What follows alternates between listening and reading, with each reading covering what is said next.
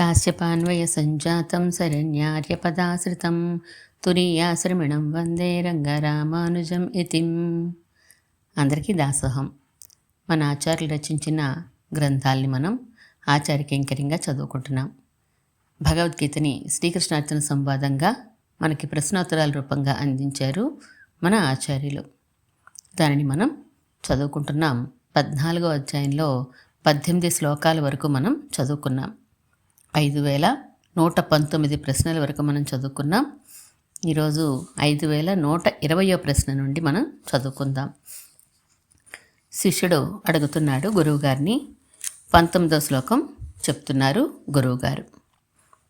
19వ శ్లోకం చూడు. నాణ్యం గుణేభ్య కర్తారం యదా ద్రష్టానుపశ్యతి గుణేభ్యశ్చ పరం వేత్తి మద్భావం సోధిగచ్చతి.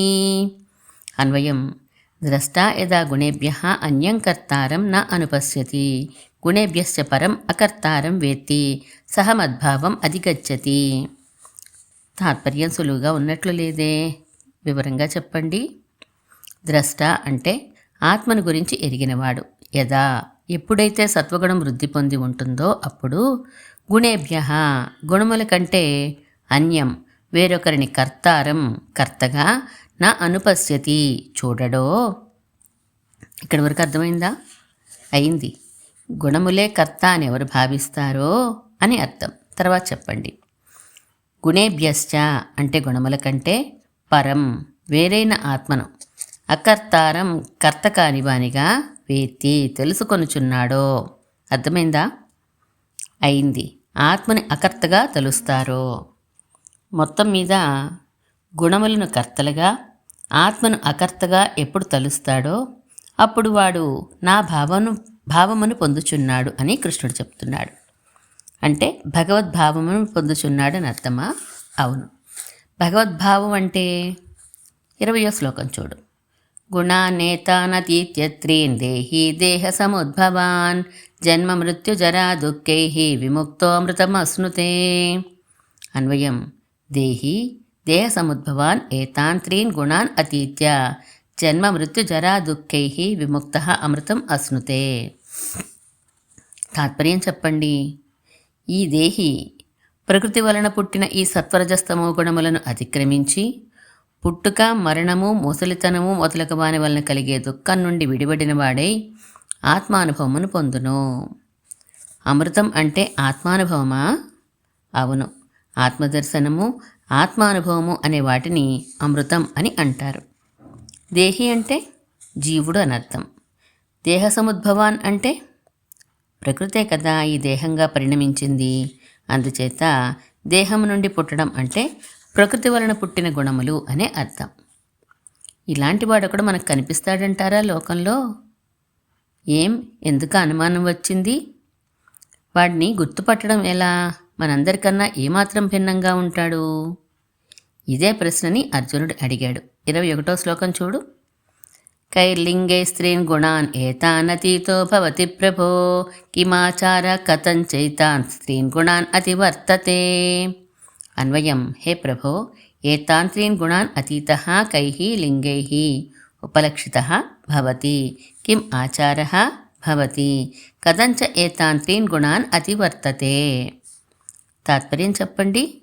ఓ కృష్ణ, 3 గుణములను అతిక్రమించిన వాడి లక్షణములు ఏ విధంగా ఉంటాయి? వాడి ప్రవర్తన ఎలా ఉంటుంది? ఏ ఉపాయం చేత ఈ 3 గుణాలని దాటగలుగుతున్నాడు? మొత్తం 3 ప్రశ్నలు అన్నమాట. ఆంతర లక్షణములు ఏమిటి, బాహ్య లక్షణములు ఏమిటి, ఉపాయం ఏమిటి అని. అవును. మొదటి 2 ప్రశ్నలకి 4 శ్లోకాల్లోనూ తర్వాతి ప్రశ్నకి 2 శ్లోకాల్లోనూ సమాధానం ఇవ్వబోతున్నాడు పరమాత్మ. ఇంతవరకు ఈ అధ్యాయంలో తెలుసుకున్న దానిని మననం చేసుకుంటే బాగుంటుందండి. ఓ తప్పకుండాను. చెప్పండి అయితే. నన్ను చెప్పమంటావా? సరే అయితే విను. చిత్తు అచిత్తు ఈశ్వరుడు అని తత్వాలు 3 కదా. అవును. ఆత్మ ప్రకృతి భగవంతుడు అని 3. ఈ 3 గురించి వివరంగానే 12వ అధ్యాయం వరకు చెప్పారు. అవును. 6వ అధ్యాయం వరకు ప్రకృతి పురుషుల గురించి, 7 నుండి 12 వరకు భగవంతుడి గురించి చెప్పారు. మొదటి 6 అధ్యాయాల్లో చెప్పిన ప్రకృతి పురుషులలో పురుషుడు గురించిన మరిన్ని వివరాలు 13వ అధ్యాయంలో చెప్పారు. అవును, పరిశుద్ధాత్మ గురించి చెప్పారు. 14వ అధ్యాయంలో ప్రకృతి గురించి చెప్తున్నారు. 15వ అధ్యాయంలో పరమాత్మ గురించి చెప్పబోతారు. ఓహో, రాబోయే అధ్యాయం పరమాత్మ వివరం అన్నమాట. అవును, ఈ 14వ అధ్యాయంలో ప్రకృతి గురించి చెప్తూ దాని సత్వరజస్తమో గుణాల వివరాలని ఇచ్చారు. అవును, ఆ 3 ఆత్మని ఎలా బంధిస్తాయో వివరంగా చెప్పారు. ఆ 3 ప్రభావం నుంచి బయటపడిన వాడికే ఆత్మప్రాప్తి అని చెప్పారు. బయటపడడం అంటే ఏమిటి అని అర్జునుడు 21వ శ్లోకంలో అడిగాడు. అర్థమైంది. ఎవడైనా ఒకడు ఆ 3 గుణాల ప్రభావం నుంచి బయటపడితే అలా బయటపడ్డట్లు తనకెలా తెలుస్తుంది? వీడు బయటపడినవాడు అని ఇతరులకు ఎలా తెలుస్తుంది? బయటపడే ఉపాయం ప్రధానంగా ఏది అనే 3 ప్రశ్నలని 21వ శ్లోకంలో అడిగారు. తెలిసింది. ఇక చెప్పండి. 22వ శ్లోకం చూడు, భగవానుడు సమాధానం చెప్తున్నారు. ప్రకాశంచ ప్రవృత్తించ మోహమేవ చ పాండవ నద్వేష్టి సంప్రవృత్తాని నివృత్తాని కాంక్షతి. అన్వయం. హే పాండవ, యహ సంప్రవృత్తాని ప్రకాశంచ ప్రవృత్తించ మోహంచ ఏవ నద్వేష్టి నివృత్తాని కాంక్షతి. ఓహో, దీని కొనసాగింపు తర్వాతి శ్లోకంలో ఉందన్నమాట. అవును, తాత్పర్యం విను. ఓ అర్జున, సత్వరజస్తమో గుణములను ద్వేషించనివాడు, వాటిని కోరనివాడు ఎవడో? అరే, తాత్పర్యం ఎంత సులభంగా ఉందేంటి? ప్రకాశం, ప్రవృత్తి, మోహం ఈ 3 పదాలు వరుసగా సత్వ రజస్తమో గుణాల్ని సూచిస్తాయి. నద్వేష్టి కాంక్షతి అనే 2 పదాలు ద్వేషించనివాడు, కోరనివాడు అనే అర్థాన్నిస్తాయి. అంతే. బాగుంది, కానీ సంప్రవృత్తాని నివృత్తాని అనే 2 పదాలకి ప్రాధాన్యత లేదా? ఎందుకు లేదు? ప్రవర్తించిన, నివర్తించిన అని అర్థాలు. అంటే సాధారణ మానవులకందరికీ ఆత్మానుభవం అనే పదాలు తెలియవు. ఆ గోలే ఉండదు వారి జీవితాల్లో. ప్రకృతి ప్రసాదించే సుఖదుఖాల్లో కొట్టుకుని పోతూ ఉంటారు. అవును, నిజమే. ఆత్మని ఎరుగక తద్వ్యతిరిక్తములైన విషయాల్లో మునిగి తేలుతూ ఉంటారు. మరి ఆత్మ గురించి చదువుకున్నవారు, వారికైనా శరీరం ఉన్నంత వరకు ఆత్మ వ్యతిరిక్తమైన విషయానుభవం తప్పదు కదా. Very good. ఆత్మ వ్యతిరిక్తమైన విషయానుభవం అంటే ప్రకృతిని అనుభవించడం కదండి.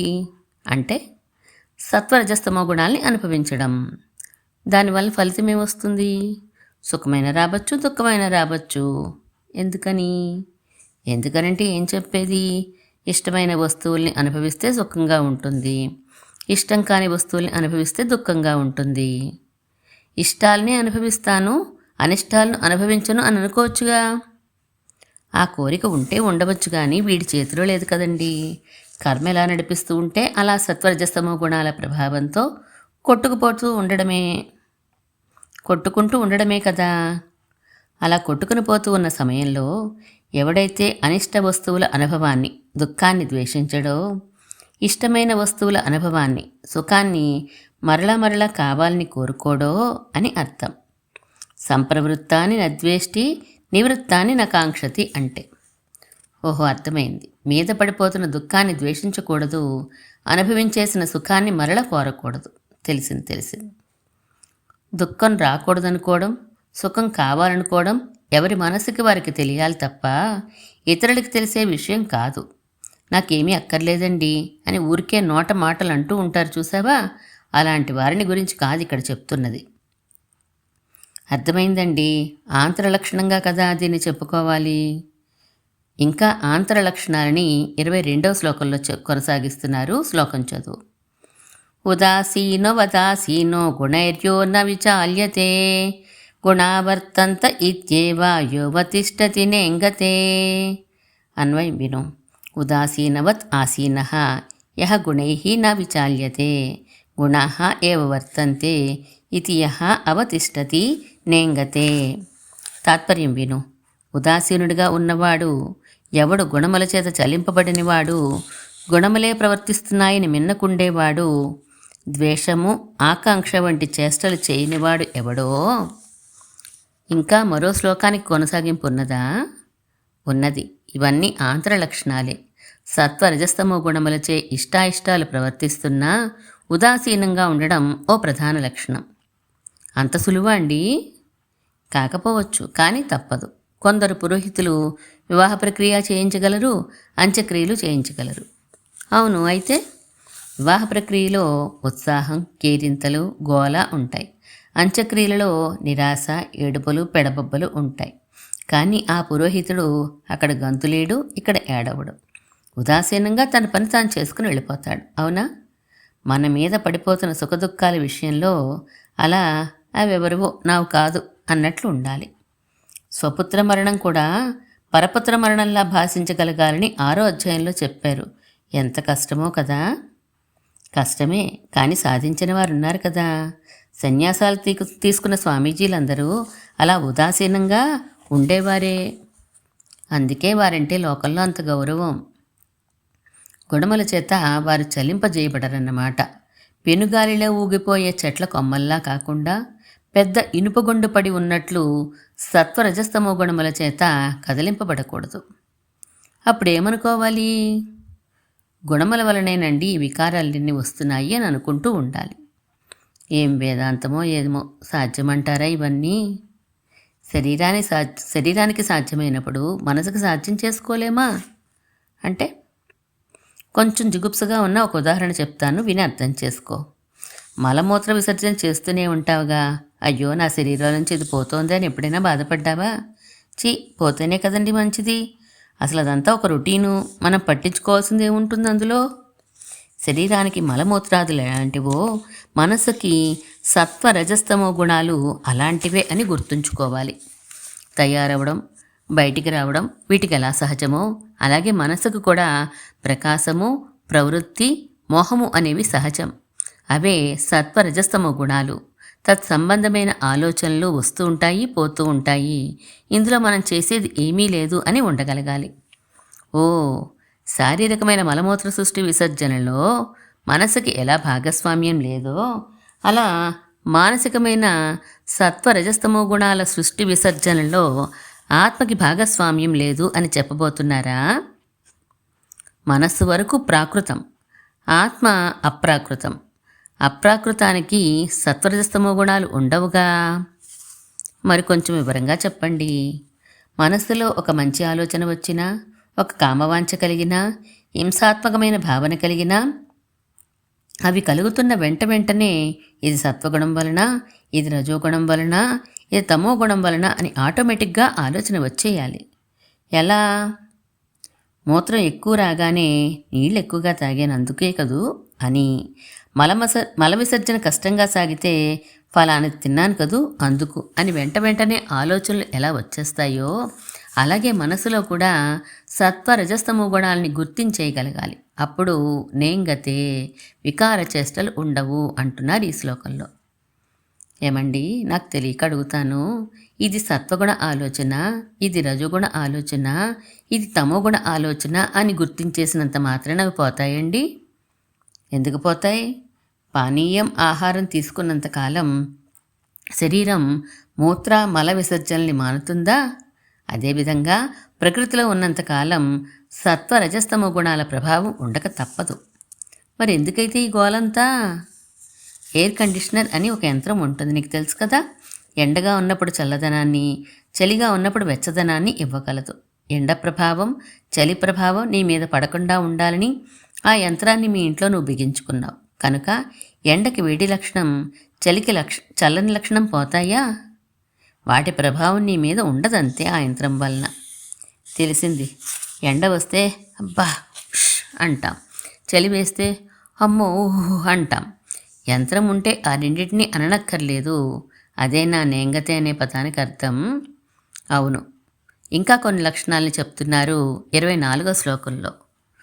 సమదుఃఖ సుఖ స్వస్థ సమలోష్టాస్మకాంచన తుల్యప్రియా ప్రియో ధీర తుల్యనిందాత్మ సంస్తుతి. అన్వయం: సమదుఃఖ సుఖ స్వస్థ సమలోష్టాస్మకాంచన ప్రియ అప్రియో తుల్య ధీర తుల్యనిందాత్మ సంస్తుతి. ఇంకా కొనసాగింపు ఉన్నదన్నమాట. తాత్పర్యం చెప్పండి. సుఖదుఖములందు సమముగా ఉండేవాడు, ఆత్మయందు ప్రీతి కలవాడు, రాయిని బంగారాన్ని కూడా ఒక్కలాగే చూసేవాడు, ఇష్టాయిష్టములను సమంగా చూసేవాడు, ఇది ప్రకృతి పని, ఇది ఆత్మ పని అని విడదీయగలిగినవాడు, ఇతరులు తనని నిందించినా స్తుతించినా ఒక్కలాగే ఉండేవాడు. ఇందులో ధీరహ అంటే అర్థమేమిటి? ప్రకృతి ఆత్మల వివేకం కలిగి ఉండడం. ఆ ధీరహ పదం వరకు ఆంతర లక్షణాలు. తుల్య నిందాత్మ సంస్థుతి దగ్గర నుంచి తర్వాతి శ్లోకంలోని మరో 3 గుణాల వరకు బాహ్య లక్షణాలు. ఓహో, ఆ 25వ శ్లోకం కూడా చెప్పేయండి. సులభమే, విను. మానవమానయో తుల్య తుల్యో మిత్రారి పక్షయో సర్వారంభ పరిత్యాగి గుణాతీత స ఉచ్యతే. అన్వయం అవసరం లేదు, తాత్పర్యం చెప్పేయండి. గౌరవాన్ని అవమానాన్ని ఒకే విధంగా చూసేవాడు, మిత్రులని శత్రువుల్ని ఒకే విధంగా చూసేవాడు, సాంసారిక ప్రయత్నాల్ని తనకు తానుగా చెయ్యనివాడు ఎవడో వాడు గుణములను దాటినవాడు అని చెప్పబడుచున్నాడు. తుల్య నిందాత్మ సంస్థుతి మానవమానయో తుల్య తుల్యో మిత్రారి పక్షయో అని 3 ఒక్కలాగే కనిపిస్తున్నాయే. అవును, ఒకదాని కార్యం ఇంకొకటి. అంటే పొగడడం తిట్టడం మొదటిది, దానివలన వచ్చేవి గౌరవం అవమానం రెండోది, దానివలన మిత్రులు శత్రువులు అనే భావన కలగడం మూడోది. మొదటి దానిలో గట్టిగా ఉంటే మిగిలిన 2 తమంత తామే నియంత్రణలోకి వస్తాయి. పొగడ్తలకి లొంగిపోవడం, తెగడ్తలకి కుంగిపోవడం జరగకుండా ఉంటే చాలన్నమాట. చాలు. అందులోనూ పొగడ్తలకి లొంగనంత కాలం తెగడ్తలకి కూడా కృంగిపోం. ఎవరు పొగిడినా అస్సలు నమ్మవద్దు. పొగడ్త కాదు, నిజమండి అంటుంటారు మరికొందరు. ఆ మాటంత పెద్ద పొగడ్త మరి లేదని గుర్తుంచుకుంటే చాలు. మరి ఇవన్నీ లక్షణాలు చెప్పారు గుణాతీతుడికి. ఇలా ఉండగలగడానికి ఉపాయం ఏంటో చెప్పండి. 26వ శ్లోకం అదే. మాంచయో వ్యభిచారేణ భక్తియోగేన సేవతే సగుణాన్ సమతీత్యైతాన్ బ్రహ్మభూయాయ కల్పతే. అన్వయం. యహ మాం అవ్యభిచారేణ భక్తియోగేన చ సేవతే సహ ఏతాన్ గుణాన్ సమతీత్య బ్రహ్మభూయాయ కల్పతే. తాత్పర్యం. ఎవడైతే నన్ను అవ్యభిచారమైన భక్తియోగముతో సేవిస్తాడో వాడి గుణములను అతిక్రమించి ఆత్మానుభవమునకు యోగ్యుడగను. భక్తియోగం అంటే ఇక్కడ వేరే అర్థముందా? ప్రత్యేకించి లేదు. పరమకారుణికుడు, సత్యసంకల్పుడు, ఆశ్రిత వాత్సల్య జలది అని పరమాత్మని సేవించగలగడం ప్రధానం. ఎందుచేత? అనాది నుండి సంసారంలో పడి ఉన్నాడే అని జాలి కలిగిన దానిని సఫలం చేయగల శక్తి, దోషములున్న ఆశ్రితులయందు వాటిని సరుకు చేయని స్వభావం కదా. ఈ 3 గుణాల చేత చెప్పబడతాయి. అందుకని ఈ 3 గుణాల అనుసంధానంతో భక్తిని పెంచుకోమన్నారు. అవ్యభిచారమైన భక్తి అంటే నాయందు ఇతర దేవతలయందు సమానమైన భక్తి చేయకు, నాయందు ఇతర సాధనముల యందు సమానమైన భావము ఉంచకు అని అర్థం. సత్వరజస్తమో గుణాలని అతిక్రమించడానికి కూడా భగవంతుణ్ణి భక్తితో సేవించవలసిందే అన్నమాట. అవును, ఏ ఫలం కావలసి వచ్చినా ఇచ్చేవాడు వాడే అని గుర్తుంచుకోవాలి. మన ప్రయత్నం ఏమీ అవసరం లేదా? అలా అడుగుతున్నావేంటి, మళ్ళా వెనక జారుతున్నావు? ఈ వేదాంత విషయాలన్నీ కన్ఫ్యూజన్గానే ఉంటున్నాయి కదండి, మరోమారు వివరించండి. మనకి ఏ ఫలం లభించవలసి ఉన్నా అది భగవంతుడి వల్లనే లభిస్తుందని మొదట గుర్తుపెట్టుకో. అర్థమైంది? ఆ ఫలాన్ని నేరుగా తానే ఇవ్వచ్చు, లేదా దేవతల ద్వారా ఇప్పించవచ్చు, లేదా మానవులు వగైరా ఇతర జీవుల ద్వారా కూడా ఇప్పించవచ్చు. అంతేనా? అంతే. ఆ ఫలం ఏదైనా ఈ నియమం మారదు. ఏదైనా అంటే ధర్మ అర్థ కామ మోక్షముల్లో ఏదైనా అనేనా అర్థం? అవును, ధర్మ అర్థ కామములు 3 కలిపి ఐశ్వర్యం అందాం. మోక్షం కైవల్యమని, భగవత్ ప్రాప్తి అని 2 విధాలు కదా. కైవల్యాన్నే అక్షరగతి అని కూడా అంటారు. గుర్తొచ్చింది. ఐశ్వర్యము, అక్షరగతి, భగవత్ప్రాప్తి అని స్థూలంగా ఫలాలు 3. ఈ 3 దేనిని ఎవరు పొందినా ఫలమత ఉపపత్తేహే అనే బ్రహ్మసూత్రం ప్రకారం భగవంతుడి వల్లనే పొందాలిట. 13వ అధ్యాయంలో ఆత్మస్వరూపాన్ని చెప్పారు. ఈ 14వ అధ్యాయంలో సంసారంలో ఆత్మ చిక్కుకోవడానికి కారణమైన సత్వరజస్తమో గుణాలని చెప్పారు. 15వ అధ్యాయంలో భగవత్ స్వరూపాన్ని వివరించబోతున్నారు. అయితే అర్థం కాలేదా?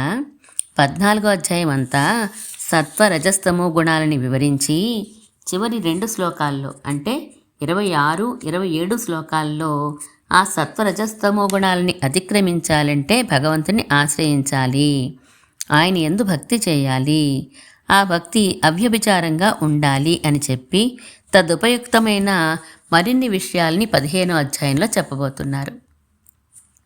ఇంతకీ 26వ శ్లోకం వరకే 14వ అధ్యాయంలో చెప్పుకున్నాం.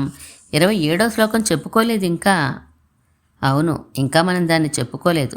దాని కొనసాగింపే 15వ అధ్యాయంలో ఉండబోతోంది కనుక జాగ్రత్తగా విను దీనిని. ఇదే కదా ఈ అధ్యాయానికి చివరి శ్లోకం. ఇదే శ్లోకం విను. బ్రహ్మణో హి ప్రతిష్టాహం అమృతస్యావ్యయస్య చ శాశ్వతస్య చ ధర్మస్య సుఖస్యైకాంతికస్య చ. అన్వయం. హి అమృతస్య అవ్యయస్య బ్రహ్మణః చ శాశ్వతస్య ధర్మస్య చ ఐకాంతికస్య సుఖస్య చ అహం ప్రతిష్ఠా. అమ్మ బాబోయ్, ఒక్క ముక్క కూడా అర్థం కాలేదు.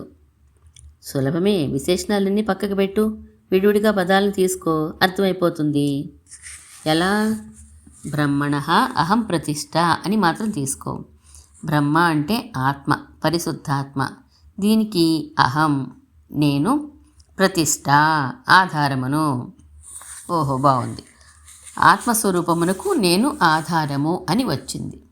అంటే పరిశుద్ధాత్మ స్వరూపం గోచరించాలంటే నా వలననే అవ్వాలి అని అర్థమా? అంతే. సత్వరజస్తమో గుణములు తొలగి ఆత్మదర్శనం అవ్వాలంటే అది తన వలనే సాధ్యం సుమా అని చెప్తున్నాడు పరమాత్మ. బాగుంది. ఆ తర్వాత ధర్మస్య అహం ప్రతిష్ఠ అని తీసుకో. ఐశ్వర్యం కావాలంటే కూడా నా వల్లనే సుమ అంటున్నాడు కృష్ణుడు. ఓహో, ఇంకా సుఖస్య అహం ప్రతిష్ఠ అని తీసుకో. మోక్ష సుఖం కావాలంటే కూడా నేనే ఆధారము అని అంటున్నాడు స్వామి. ఇదా అర్థం? ఇలా 3 చోట్లుగా అహం ప్రతిష్ఠ అని కలుపుకోవాలా? ఐశ్వర్యం, అక్షరగతి, భగవత్ప్రాప్తి, ఈ 3ంటికి ఆయనే ఆధారమని ఈ శ్లోకార్థమా? అవును. పరిశుద్ధాత్మ స్వరూపానికి అంటే బ్రహ్మపదానికి అమృతము, అవ్యయము అని విశేషణాలు. ధర్మానికి అంటే ధర్మపదానికి శాశ్వతము అని విశేషణం. సుఖానికి అంటే సుఖపదానికి ఐకాంతికము అని విశేషణం. ఆ విశేషణాల వల్లనే వరుసగా అక్షరగతి, ఐశ్వర్యం, భగవత్ప్రాప్తి అనే అర్థాలు వస్తాయి. కష్టంగా ఉన్నా అర్థం చేసుకోవడం ఆసక్తిగా ఉన్న సుమండి. హి అంటే ఎందుచేతననగా అని అర్థం. అర్థం అవ్వలేదు. 26వ శ్లోకంలో నా యందలి భక్తి వలన 3 గుణములను అతిక్రమించి ప్రకృతి వియుక్త ఆత్మస్వరూప దర్శనము చేసుకొనగలవు అని కదా చెప్పారు. ఎందువలననగా అని 27వ శ్లోకంలో కారణం చెప్పారన్నమాట. అయితే గురువుగారు, బ్రహ్మ అంటే చాలా అర్థాలున్నాయని ఇదివరకు మీరు చెప్పారు కదా, ఇక్కడ ఆత్మ అనే అర్థాన్ని ఎందుకు తీసుకున్నారు మీరు? మరి ఎలా తీసుకోమంటావు? ప్రకృతి అని తీసుకోవచ్చుగా. అంటే అర్థం ప్రకృతికి నేను ఆధారము అని వస్తుంది. అది ఈ సందర్భంలో చెప్పాల్సిన పని ఏముంది? పోని జీవుడని చెప్పుకోవచ్చుగా. సందర్భం ప్రకృతి వియుక్త ఆత్మ అవుతూ ఉంటే జీవుడికి నేను ఆధారం అని చెప్పే అవసరం ఎందుకు వస్తుంది? బ్రహ్మ అంటే పరమాత్మని ఎందుకు చెప్పుకోకూడదు? తానే పరమాత్మ అవుతూ ఉంటే నాకు నేనే ఆధారం అని ఎలా కుదురుతుంది? నిర్విశేష బ్రహ్మ, సవిశేష బ్రహ్మ అనే 2 ఉంటే ఒకదానికొకటి ఆధారం అవ్వచ్చుగా. అలా 2 రకాల బ్రహ్మలు ఉండవని ఎన్నో శృతి స్మృతులు ఘోషిస్తున్నాయి కదా. ప్రతిష్ఠ పదానికి అర్థం పొందించేవాడని కూడా ఉందిగా. ఉంటే నియమనం చేసే ఈశ్వరుని పొందించే బ్రహ్మ అనవచ్చేమో. ఏదో పిచ్చర్థాలు లాగాలని తప్ప ఈశ్వరుడన్నా బ్రహ్మ అన్నా ఒకటేగా. పొందించేవాడు, పొందేవాడు అలా చెప్పడం కుదరదు. జ్ఞానీతు ఆత్మైవ మే మతం. జ్ఞానిని తనకు ఆత్మగా చెప్పుకున్నాడు కదా. పరమాత్మకి ఇంకో ఆత్మ ఏమిటి? అర్థం లేదు. అక్కడ చేసిన చమత్కారాన్ని ఆస్వాదించాలి తప్ప అది తత్వం కాదు, అర్థవాదం అంతే. అయితే ఇంకా మీరు చెప్పిన శుద్ధాత్మ అర్థమే ఇక్కడి బ్రహ్మపదానికి కుదురుతుందన్నమాట. అవును, మనం పరమాత్మ యందు చేసిన భక్తికి సంతోషించి తానే మనలను సత్వరజస్తమో గుణముల పట్టు నుంచి విడిపించి ఆత్మస్వరూపాన్ని అవగతం చేయించి కైవల్య స్థానాన్ని ఇవ్వగలడు. అదే అక్షరస్థానము అని కూడా పిలువబడుతుంది. అదే ఆ కైవల్యమేనా అమృతము అవ్యయము అని అన్నారు. అవును, తిరిగి శరీరాన్ని ధరించవలసిన అవసరం లేదు కనుక అమృతము, శాశ్వతంగా ఉండిపోయేది కనుక అవ్యయము. నిరతిశయమన్ అని అనలేదేం? అంతకన్నా గొప్పది ఉన్నదా మరొకటి? భగవత్ ప్రాప్తి ఉన్నదిగా, అదే నిరతిశయము. కైవల్యం కన్నా భగవత్ ప్రాప్తే గొప్పది. సంసారం నుండి విడిపడడంలో కైవల్యంతో సమానమే అయినా ముక్తిర్మోక్షో మహానంద అనే దానిని అనుసరించి భగవత్ ప్రాప్తి మహానంద స్థాయిది. అర్థం కాలేదు. సంసారం నుండి విడిపడడాన్ని మోక్షం అనవచ్చు కనుక కైవల్యము మోక్షమే, భగవత్ ప్రాప్తి మోక్షమే.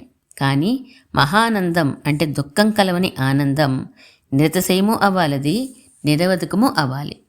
కైవల్యం నిరవధికం అవుతుంది కానీ నిరతిశయం కాదు కనుక దుఃఖ మిశ్రితం అనవచ్చు. భగవత్ ప్రాప్తి నిరతిశయము నిరవధికము రెండు అయి మహానందం అవుతుందా? అవుతుంది. రసం హేవాయం లబ్ధ్వా ఆనందీ భవతి అని భగవత్ ప్రాప్తినే ఆనందంగా వర్ణించారు. ఎందుకు ఈ తేడా వస్తుందంటారు? భగవంతుడి నుంచి నువ్వేదైనా కోరితే నీ ప్రేమ భగవంతుడి యందు ఉంటుంది, నీవు కోరిన వస్తువు యందు ఉంటుంది. అంటే ప్రేమ, దానివల్ల కలిగే సుఖమో ఆనందమో రెండుగా విడిపోక తప్పదు.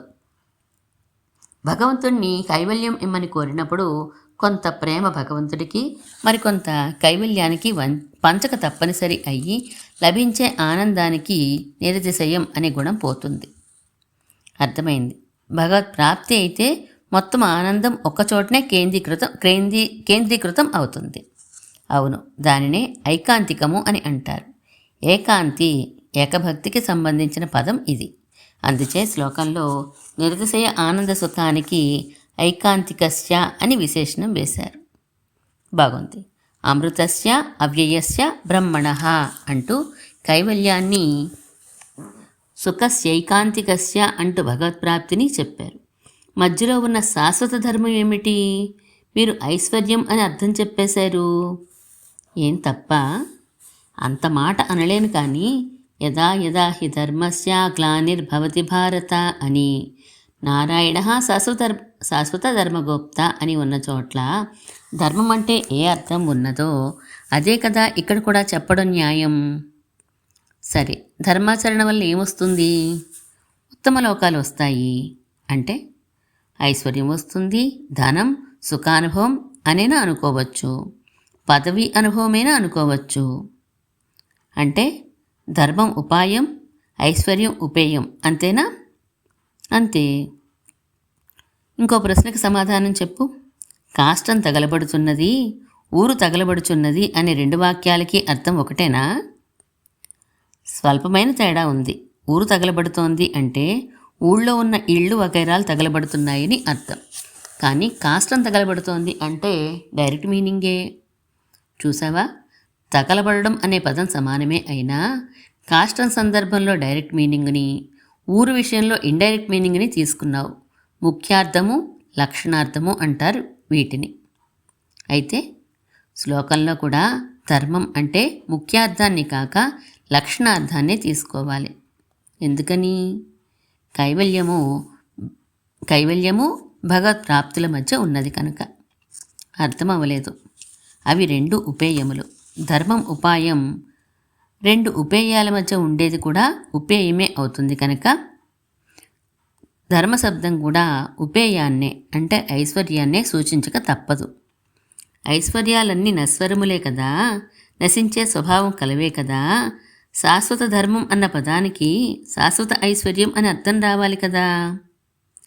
ఆంజనేయుడు చిరంజీవి, మార్కండేయుడు చిరంజీవి అంటే వారు మరణించరని అర్థం కాదు కదా. అలా అయితే ప్రళయమే ఉండకపోవాలి. మనందరికన్నా చాలా కాలం పాటు వారు జీవిస్తారని అర్థం, అంతే. అలాగే శాశ్వత ధర్మం, శాశ్వత ఐశ్వర్యం అంటే చాలా కాలం అనుభవించదగినది అని అర్థం. ఇలాంటి ఐశ్వర్యం గురించి ఇదివరకు ఎక్కడ చెప్పారు? మర్చిపోయినావా? 8వ అధ్యాయంలో చెప్పలేదు? అవును సుమా, ఐశ్వర్యాన్ని, అక్షరగతిని కూడా 8లో భగవంతుడి వల్లనే లభిస్తాయని చెప్పారు. 9లో భగవత్ ప్రాప్తి కూడా ఆయన వల్లనే అని చెప్పారు. ఆ వెనుక అధ్యాయాల్లో చెప్పిన దానినే కదా 13-18 అధ్యాయాల్లో వివరిస్తున్నారని అనుకున్నాం. అదే ఈ 27వ శ్లోకం. అలాగే 7వ అధ్యాయంలో చెప్పారు, దైవీ ఏష గుణమయీ మమ్మాయా దురచ్చయా మామేవయే ప్రపద్యంతే మాయామేతాంతరంతితే అని. దాని వివరణే ఈ అధ్యాయపు 26వ శ్లోకం. ఇప్పుడు బాగా అర్థమైంది. అక్కడి శ్లోకాల్లో ఏ అర్థం ఉన్నదో అదే అర్థం ఇక్కడ కూడా గోచరించవలసిందే కనుక ఆ పదాలకి ఈ అర్థాలే సముచితం. ఇక్కడితో 14వ అధ్యాయం పూర్తయింది. యామనుల వారి శ్లోకం తాత్పర్యం చెప్పుకుని ముగిద్దాం. చెప్పండి. గుణబంధ విధాతేషాం కర్తృత్వం తన్నివర్తనం గతిత్రయ సుమూలత్వం చతుర్దశ ఉదీర్యతే. తాత్పర్యం: ఆత్మను గుణములు ఎట్లు బంధించుచున్నవో అవి సాంసారిక కర్మములయందు కర్తృత్వమును ఎట్లు కలుగు చేయుచున్నవో ఆ గుణములను తొలగించుకొని విధానమేదో ఐశ్వర్యము, అక్షరము, భగవత్ప్రాప్తి అని మూడింటికి భగవంతుడే ఎలా మూలమవుతాడో 14వ అధ్యాయంలో చెప్పబడినవి అని గురువుగారు ఈ 14వ అధ్యాయాన్ని పూర్తి చేశారు. 5229వ ప్రశ్నతోటి ఈ 14వ అధ్యాయం పూర్తయింది. తర్వాత 15వ అధ్యాయాన్ని మనం ప్రారంభించుకుందాం. శ్రీమన్మహాభూతపురే శ్రీమత్కేశవ యజ్వరః కాంతిమత్యాం ప్రసూతాయ ఇతి రాజాయ మంగళం.